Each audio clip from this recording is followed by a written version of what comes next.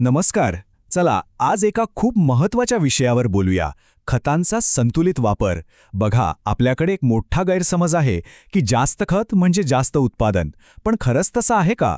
आत्मा सातारा यांच्या एका शेतकरी जनजागृती मोहिमेच्या आधारे आपण हेच समजून घेणार आहोत की जिवंत माती आणि शाश्वत शेती यांचं नातं किती घट्ट आहे. चला तर मग सुरुवात करूया.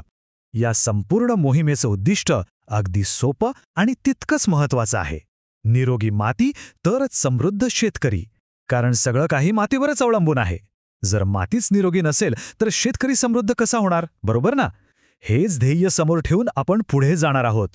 आता इथे बघा, एका चांगल्या पिकासाठी 4 गोष्टी किती आवश्यक आहेत. पहिलं म्हणजे खतांचा संतुलित वापर कसा करायचा याचं योग्य मार्गदर्शन मिळणं. दुसरं, मातीचं आरोग्य जपणं. तिसरं, अर्थातच पिकाचं उत्पादन आणि त्याची गुणवत्ता वाढवणं. आणि चौथं, हे सगळं करताना पर्यावरणाचं रक्षण करणं. ह्या 4ही गोष्टी बघा कशा एकमेकात गुंतलेल्या आहेत. पण होतं काय की हे आदर्श उद्दिष्ट गाठताना एक मोठी अडचण समोर येते, आणि ती म्हणजे खतांचा अतिवापर.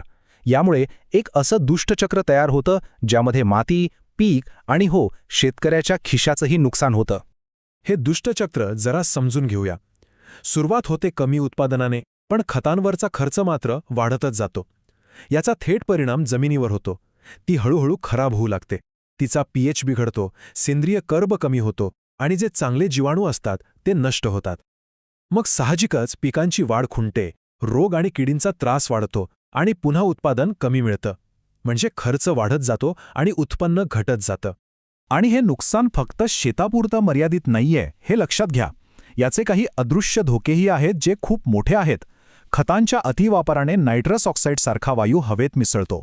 अमोनिया वायूमुळे हवेचं प्रदूषण होतं आणि सगळ्यात गंभीर म्हणजे जेव्हा हे नायट्रेट जमिनीतून झिरपून आपल्या पिण्याच्या पाण्यात म्हणजे भूजलात मिसळतं, तेव्हा लहान मुलांमध्ये ब्लू बेबी सिंड्रोमसारखे आजार होऊ शकतात. मग आता प्रश्न येतो की या दुष्टचक्रातून बाहेर कसं पडायचं. तर याचं उत्तर आहे पहिल्या आणि सगळ्यात महत्त्वाच्या पायरीमध्ये. ती म्हणजे कोणतंही खत टाकण्याआधी आपल्या जमिनीचं, आपल्या मातीचं अचूक निदान करून घेणं. तर माती परीक्षण का करायचं याचे 4 एकदम स्पष्ट फायदे आहेत.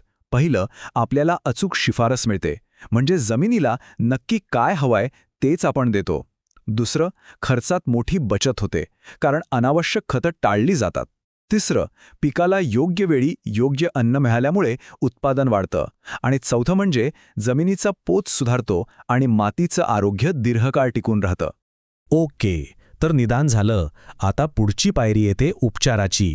म्हणजे पिकांना संतुलित आहार कसा द्यायचा, त्यासाठी कोणती प्रभावी तंत्र वापरायची ते आता पाहूया.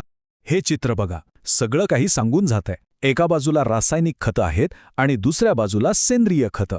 पिकाला फक्त नत्र, स्फुरद आणि पालाश म्हणजे NPK देऊन भागत नाही. त्याला सूक्ष्म अन्नद्रव्यांचीही गरज असते आणि ती सेंद्रिय खतांमधून उत्तम मिळतात. या दोन्हींचा समतोल साधणं यालाच एकात्मिक अन्नद्रव्य व्यवस्थापन म्हणतात. चला आता बघूया हे संतुलन साधायचं कसं. आपल्याकडे 4 जबरदस्त सेंद्रिय पर्याय आहेत. शेणखत, जे मातीतील सेंद्रिय कर्ब वाढवतं. गांडूळ खत, ज्यामुळे जमिनीचा पोत सुधारतो, ती भुसभुशीत होते. ताग किंवा धेन्सा यांसारखी हिरवळीची खतं, जी जमिनीची सुपीकता वाढवतात.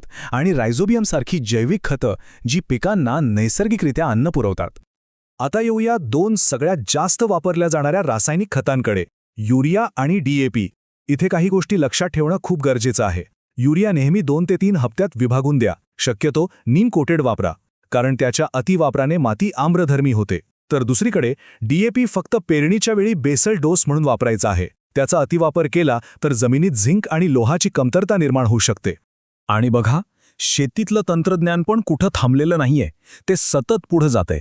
सुरुवातीला NPK कॉम्प्लेक्स खतं आली, त्यानंतर ठिबक सिंचनातून खतं देण्याचं फर्टिगेशन तंत्रज्ञान आलं. जमिनीचा पोत टिकवण्यासाठी पिकांची फेरपालट महत्त्वाची ठरली. आणि आता आपण तंत्रज्ञानाचा वापर करून अचूक शेती म्हणजेच प्रिसिजन फार्मिंगकडे वाटचाल करत आहोत. तर मग या सगळ्या माहितीचं सार काय? खऱ्या अर्थानं समृद्धी मिळवण्याचं, शाश्वत शेती करण्याचं एक सोपं सूत्र आहे, जे आता आपण पाहणार आहोत.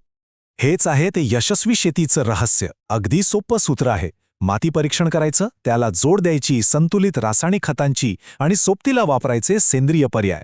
या तिन्ही गोष्टी जेव्हा एकत्र येतात तेव्हा मिळतं जास्त उत्पादन आणि चिरंजीव म्हणजेच कायम जिवंत राहणारी माती.